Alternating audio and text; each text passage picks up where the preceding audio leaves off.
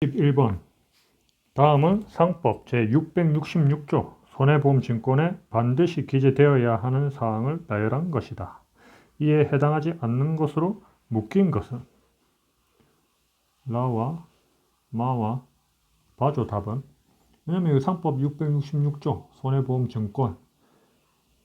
손해보험증권에는 다음 사항을 기재하고 보험자가 기명날인 또는 서명하여야 한다. 보험의 목적, 보험사고의 성질, 보험금액, 보험료와 지급 방법, 보험기간을 정한 때에는 그 시기와 종기, 무효와 실권의 사유 이렇게 명시가 되어 있죠. 여기에 해당하지 않는 것은 정답은 4번입니다. 22번. 자동차 손해배상보장법 제3조의 운행자성에 대한 설명으로 옳지 않은 것은 먼저 정답부터 보겠습니다. 정답은 4번입니다. 호텔이나 유흥 음식점에서의 차량 보관 등을 하는 경우 업소에 맡긴 차량을 주차 관리자가 차량 소유자의 승낙 없이 운전하다가 사고를 야기한 경우 차량 소유자는 차량에 대한 운행 지배를 상실하지 않는다. 틀렸죠? 해설해 보면 제가 오타가 한 개 났습니다. 요 2번은 4번으로 고쳐주시고 보시면 위 자동차는 공중적격자가 보관하는 것으로 보아야 하고 따라서 자동차 보유자의 운행지배는 떠난 것으로 볼 수 있다. 운행지배를 떠난 것으로 볼 수 있다고 하잖아요. 다시 한번 전체적으로 살펴보겠습니다. 공중적객 업소에서 주차 대행 등을 위한 주차 요원을 일상적으로 배치하여 이용객으로 하여금 주차 요원에게 자동차와 시동 열쇠를 맡기도록 한 경우에 위 자동차는 공중적객 업자가 보관하는 것으로 보아야 하고 따라서 자동차 보유자의 운행지배는 떠난 것으로 볼 수 있다. 그렇죠? 1번. 절취 운전의 경우 자동차 보유자는 원칙적으로 자동차를 절취당하였을 때 운행지배와 운행이익을 잃어버린다. 이건 당연한 거죠. 자동차를 도난당했어요. 그러면 도난당한 자는 그 차에 대한 지배력과 그 차를 이용해서 얻을 수 있는 이익, 이걸 다 잃어버리는 거죠. 맞습니다. 2번. 자동차의 보유자가 음주, 기타, 운전장애 사유 등으로 인하여 일시적으로 타인에게 대리운전을 시킨 경우 대리운전자의 과실로 인하여 발생한 차량 사고의 피해자에 대한 관계에서는 자동차의 보유자가 객관적 외형적으로 운행지배와 운행이익을 가지고 있다. 피해자가 봤을 때는 당연히 이제 보유자가 객관적 외형적으로 지배와 운행이익을 가지고 있다고 보는 겁니다. 3번. 절취 운전 중 사고가 일어난 시간과 장소 등에 비추어 볼 때 자동차 보유자의 운행 지배와 운행이익이 잔존하고 있다고 평가할 수 있는 경우라면 자동차를 절취당한 자동차 보유자에게 운행자성을 인정할 수 있다. 맞는 표현이죠? 다시 해설로 돌아와가지고 다음부터 보시면 보유자의 차량이나 차량 열쇠 관리상 중과실이 객관적으로 볼 때 절취 운전을 용인하였다고 평가할 수 있을 정도가 되고 또한 절취 운전 중 사고가 일어난 시간과 장소 뒤에 비추어 볼 때 자동차 보유자의 운행 지배와 운행 이익이 잔존하고 있다고 평가할 수 있는 경우에 한하여 자동차를 절취당한 자동차 보유자에게 운행자성을 인정할 수 있다. 이렇게 판례는 얘기하고 있습니다. 한마디로 이런 경우가 어떤 경우냐면 보유자의 차량이나 차량 열쇠 관리상 중과실 차 키를 꽂아두고 편의점 간 거죠. 그리고 그 다음 절취 운전 중 사고가 일어난 시간과 장소 등에 비추어 볼 때 자동차 보유자의 운행 지배와 운행 이익이 잔존하고 있다고 평가할 수 있는 경우.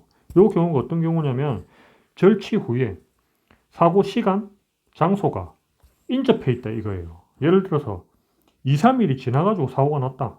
그러면 이거는 자동차 보유자에게 운행 이익 등을 인정할 수가 없겠죠? 다음 문제 넘어가겠습니다. 23번. 해상보험에 대한 설명으로 옳지 않은 것은 정답은 2번이죠. 적하보험에 있어 적하는 해상 운송의 객체가 될 수 있는 것으로서 경제적 가치가 있어야 하며 살아있는 동물은 운송계약에 있어 면책사유에 해당하므로 운송은 가능하나 적하에 포함되지 않는다. 아닙니다. 생물도 포함이 됩니다. 적하보험은 앞에서도 한번 설명을 해드렸죠. 배로 운송하는 화물이 운송 중에 일어나는 사고로 손해를 입었을 경우 보상하는 해상보험을 말합니다.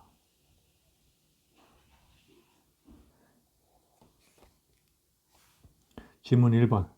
선박보험에 있어 피보험 이익은 선박 소유자의 이익 외에 담보권자의 이익, 선박 임차인의 사용 이익도 포함되므로 선박 임차인도 추가 보험의 보험계약자 및 피보험자가 될 수 있다. 맞습니다.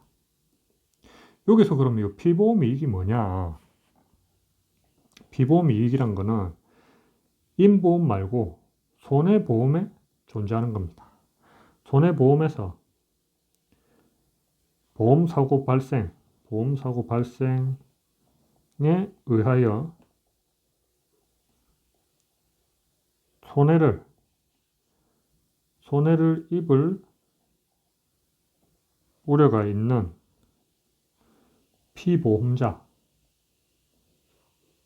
피보험자의 경제적 이익을 피보험 이익이라고 합니다. 예를 들어서 상가가 화재로 소실되잖아요. 그때 발생되는 경제적 손해, 이를 이제 구체적인 그 경제적 가치로 환산한 것이 피보험 이익입니다. 3번, 선비보험이란, 선비 아닙니다. 그 조선시대 선비를 얘기하는 게 아니고 선박에 있어서 비용 같은 거를 이제 보험에 붙이는 겁니다. 선박의 의장, 기타 선박 운항에 요하는 모든 비용에 대해 가지는 피보험 이익에 대한 보험이다. 맞는 표현이고.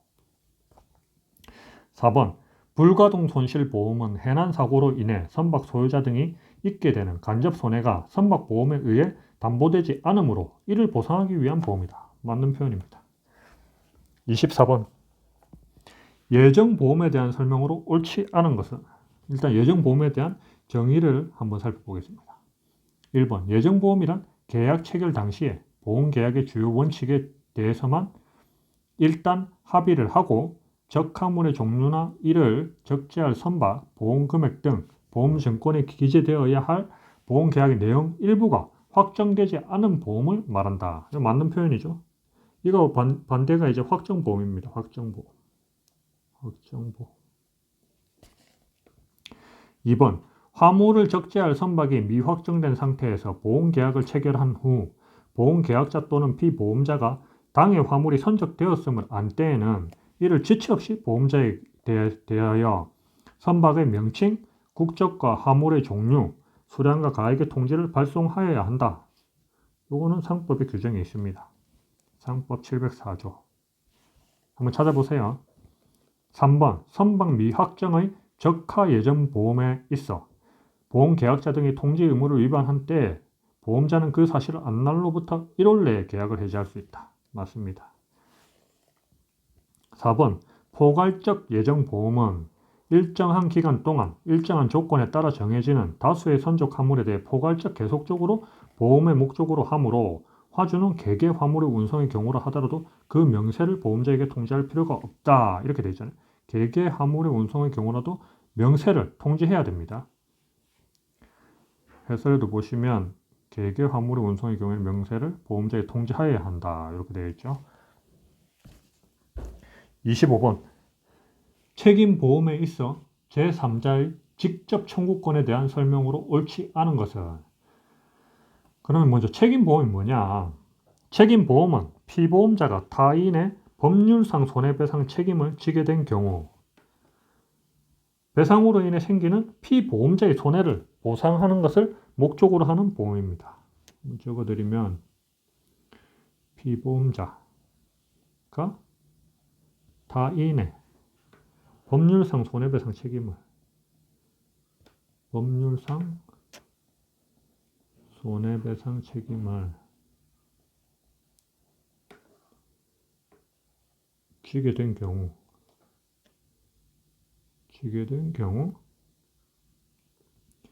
배상으로 인한 피보험자의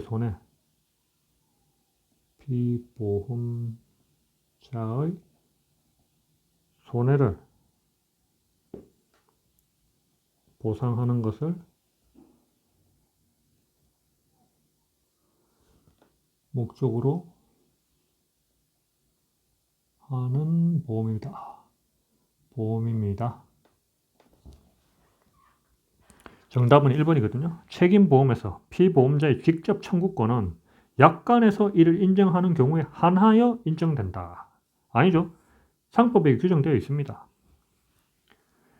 2번 피해자의 직접 청구권에 따라 보험자가 부담하는 손해배상 채무는 보험계약을 전제로 하는 것으로서 보험계약에 따른 보험자의 책임 한도액의 범위 내에서 인정된다. 그건 당연한 거죠. 보험자의 책임 한도액 범위 내에서 인정됩니다.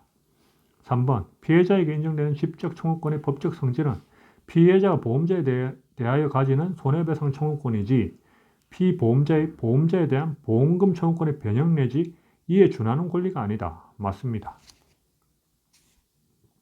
이거 좀 지우고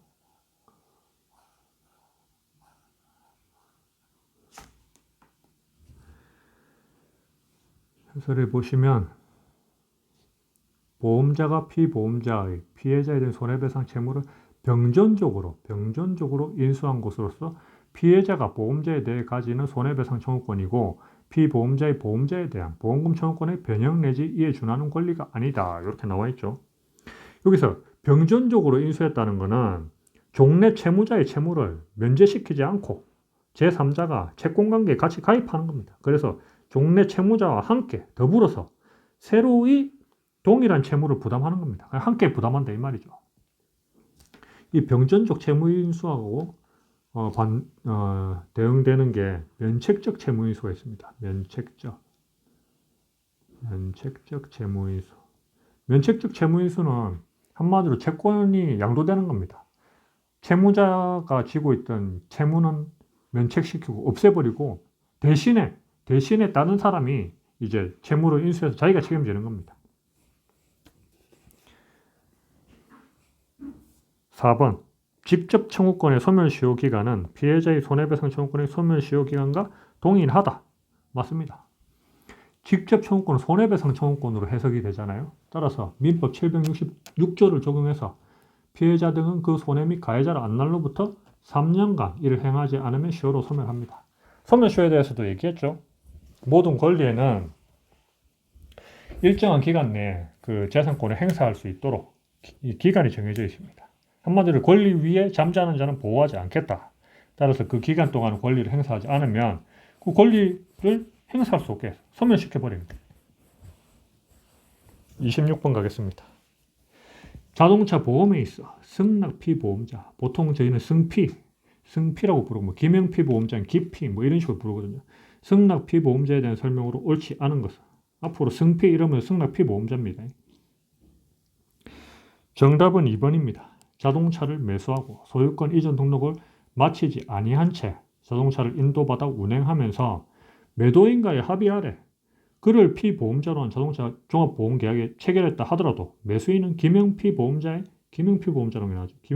승낙을 얻어 자동차를 사용 또는 관리하는 승낙피보험자로 볼 수 없다. 볼 수 있습니다. 볼 수 있다. 근데 이런 자동차 이제 보험 관련해서 나오면 2차 시험에 우리가 그 자동차 보험 이론과 실무를 시험 치잖아요. 그 2차하고 병행을 하시는 분들은 이렇게 뭐 기명피보험자라든지 승낙피보험자라든지 이런 것들이 좀 이해하기가 쉬울 거예요. 뭐 운행 이익이라든지 운행 자성이라든지 이런 것들이 2차 시험에서 다 나오기 때문에 보통 1차 공부가 근데 1차는 좀 2차에 비하면 아무래도 훨씬 쉽거든요. 쉽고 좀 용이하게 합격할 수 있는 시험이기 때문에 대부분 2차하고 같이 병행을 많이 합니다. 그래서 2차를 공부하시는 분들이 쉬울 텐데 1차를 이제 처음 이제 노베이스 상태신 분들이 1차에 접근하시면 승낙 피보험자가 뭐야? 기명 피보험자가 뭐야? 이런 궁금함이 생길 수 있을 것 같아서 일단 기명 피보험자가 뭔지 그거에 대해서 개념을 알려드릴게요. 피보험 자동차. 우리가 이제 보험 가입한 자동차 있잖아요. 피보험 자동차를 소유, 사용, 관리하는 자 중에서 보험 계약자가 지정해가지고 보험증권에 기명 피보험자란에 기재되어 있는 피보험자를 말합니다. 자동차 그 종합보험 가입하고 뭐 자동차 보험 이제 운전하시는 분들은 많이 가입하잖아요. 거기 기명 피보험자란에 기재되어 있는 피보험자가 기명 피보험자입니다. 물론 차량 등록증상에 소유자에 한정되지 않고 그 피보험 자동차를 있죠. 사용 관리하는 지위에 있으면 자동차 사고로 배상 책임을 부담할 수 있으니까 피보험이 이게 있잖아요. 그러면 기명 피보험자가 될 수가 있습니다. 그리고 승낙 피보험자는 그냥 뭐냐? 기명 피보험자의 승낙을 얻어서 피보험 자동차를 사용하거나 관리하는 자를 승낙 피보험자라고 합니다. 자, 1번 질문 볼까요? 렌터카 회사로부터 차량을 빌린 경우 차량을 빌린 사람은 승피다. 승낙 피보험자다. 맞죠? 3번 승낙 피보험자는 기명 피보험자로부터 명시적 개별적 승낙을 받아야만 하는 것이 아니고 묵시적 포괄적 승낙이어도 무방하다. 묵시적 포괄적인 것도 무방합니다. 묵시적인 게 뭡니까? 그냥 눈인 사람 이렇게 하는 것도 묵시적인 겁니다. 그냥. 4번 보험계약의 체결 후에 매매가 이루어져 기명피보험자인 매도인이 차량을 인도하고 소유권 이전 등록을 마친 경우 그 기명피보험자는 운행지배를 상실한 것이므로 차량도 인도했고 소유권 이전 등록도 마쳤죠. 당연히 운행지배를 상실한 거죠. 지배하는 지배권이 뭡니까? 차를 지배하는 거. 차를 내가 지배하고 점유하고 한마디로 사용하고 뭐 관리할 수 있는 이런 것들을 아예 상실한 거잖아요. 차량을 인도했으니까. 따라서 매수인이 기명피보험자의 승낙을 얻어서 자동차를 사용 또는 관리 중인 승낙피보험자로 볼 수 없다. 그렇죠? 기명피보험자는 이미 운행지배를 상실했습니다. 그러니까 승낙피보험자가 되려면 기명피보험자의 승낙을 얻어야 된다 했잖아요. 기명피보험자가 아니니까 얘도 승낙피보험자로 볼 수가 없습니다. 27번 보험증권에 있어 아니 보험증권이 아니구나. 죄송합니다. 27번 보증보험에 있어 보상 책임에 대한 설명으로 옳지 않은 것은 보증보험이란 거는 보험계약자인 채무자의 채무불이행이라든지 불법행위 이런 걸로 인해서 채권자가 있게 되는 손해의 전보를 보험자가 인수하는 것을 내용으로 하는 손해보험의 한 종류입니다. 그리고 나서 이렇게 보상하고 난 뒤에 계약자에게 보통 구상을 합니다. 보증보험 많이 들어보셨죠? 뭐 전세 보증보험도 있고 그 전문직들 같은 경우는 전문직 배상 책임 배상을 위해서 그 보증보험도 있고 정답은 3번입니다. 보증보험에 있어서의 보험사고는 불법행위 또는 채무불이행 등으로 발생하는 것이고 불법행위나 채무불이행 등은 보험계약자의 고의 또는 과실을 그 전제로 하나 보험계약자의 고의 또는 중대한 과실이 있는 경우 보험자의 면책을 규정한 상법의 규정은 보증보험에도 적용된다. 아니, 적용 안 됩니다. 외서를 보시면 보험계약자의 사기, 고의, 중대한 과실이 있다 하더라도 피보험자에게 책임 있는 사유, 피보험자에게 책임 있는 사유가 있어야 됩니다. 여기 없으면 적용되지 않습니다. 1번 보증보험자는 보험계약자의 채무불이행 등으로 인하여 피보험자가 입은 모든 손해를 보상하는 것이 아니라 약관에서 정한 절차에 따라 보험금액의 한도 내에서 피보험자가 실제로 입은 손해를 보상한다. 단 정액 보상에 대한 합의가 당사자 사이에 있는 경우 약정된 정액금을 지급한다. 맞습니다. 2번 보증보험계약 체결 당시에 이미 주계약상의 채무불이행 발생이 불가능한 경우 주계약상의 채무불이행 발생이 불가능하다. 이미 보증보험계약은 무효다. 무효이므로 선의의 제3자를 하더라도 보증보험계약의 유효를 주장할 수 없다. 그렇죠?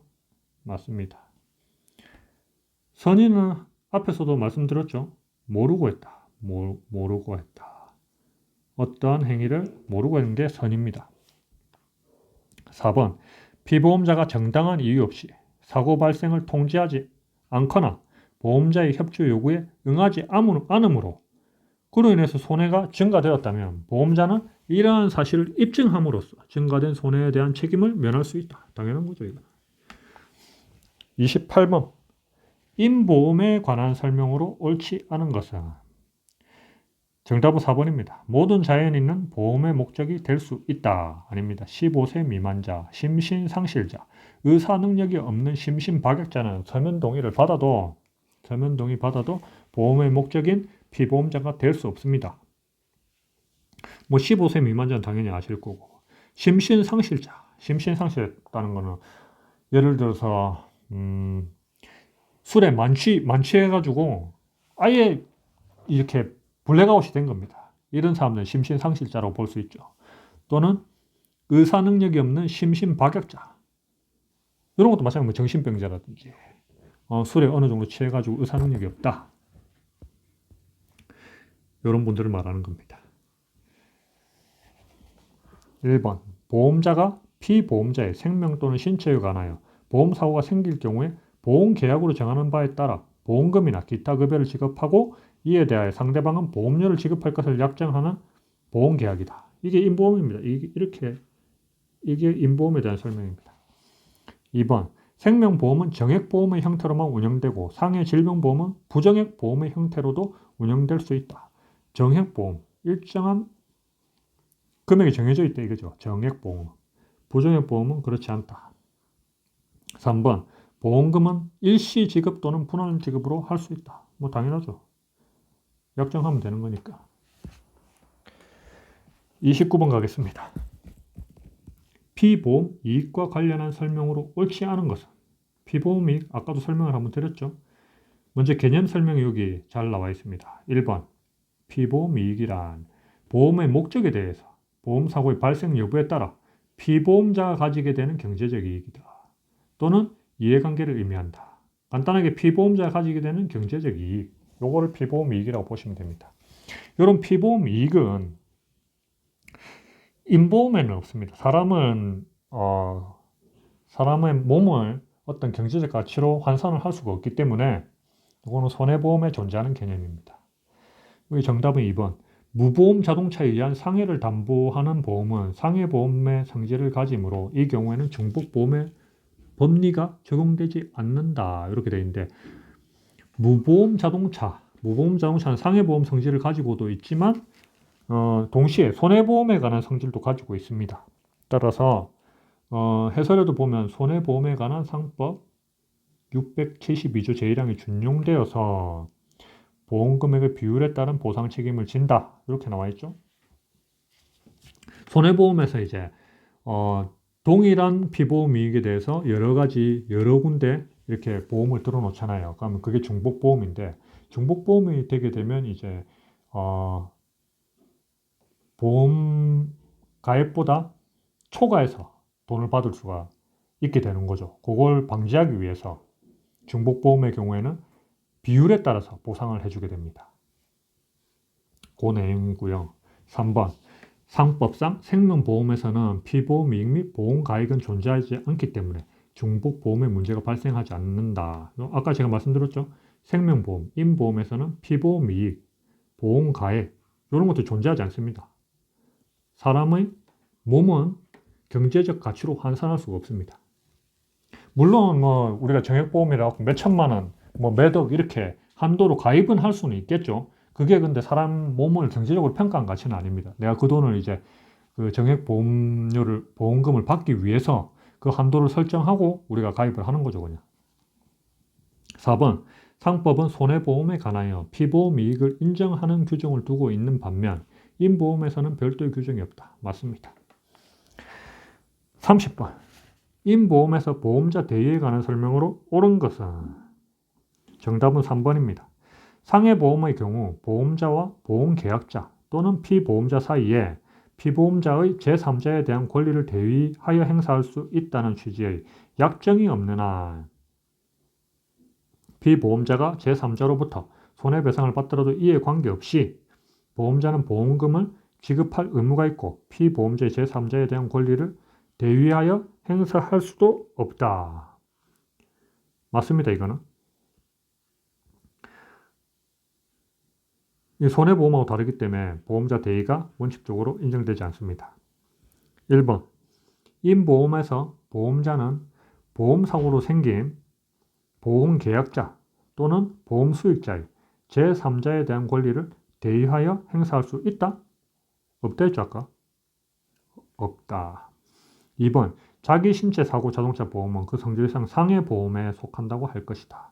그 보험계약상 타 차량과의 사고로 보험사고가 발생하여 피보험자가 상대 차량에 가입한 자동차 보험 또는 공제계약의 대인 배상에 의한 보상을 받을 수 있는 경우에 자기 신체 사고에 대하여 약관에 정해진 보험금에서 대인 배상으로 보상받을 수 있는 금액을 공제한 액수만을 지급하기로 약정되어 결과적으로 보험자 대위를 인정하는 것과 같은 결과가 초래하는 바. 이 계약은 제3자에 대한 보험 대위를 금지한 상법 729조를 피보험자에게 불이익하게 변경한 것이다. 아닙니다. 4번. 제3자에 대한 보험 대위를 금지한 상법 729조 본문의 규정 취지상 정액 보상 방식의 임보험에서 피보험자 등은 보험자와의 다른 원인관계나 대가관계 등에 의하여 자신의 제3자에 대한 권리를 보험자에게 양도하는 것은 불가능하다? 아니죠. 다른 원인관계나 대가관계가 있을 경우에는 제3자에 대한 권리를 보험자에게 양도하는 것이 가능합니다. 대부분 판례도 나와 있거든요. 한번 읽어보면 피보험자 등의 제3자에 대한 권리의 양도가 법률상 금지되어 있다거나 상법 729조 전문 등의 취지를 잠탈하여 피보험자 등의 권리를 부당히 침해하는 경우에 해당한다는 등의 특별한 사정이 없는 한 상법 729조 전문이나 보험약관에서 보험자 대위를 금지하거나 포기하는 규정을 두고 있다는 그런 사정만으로 피보험자 등이 보험자와 다른 원인관계, 대가관계 등에 기해서 자신의 제3자에 대한 권리를 보험자에게 자유롭게 양도하는 것이 금지된다고 볼 수는 없다. 그렇죠. 다른 원인관계, 대가관계. 이게 중요한 키워드입니다.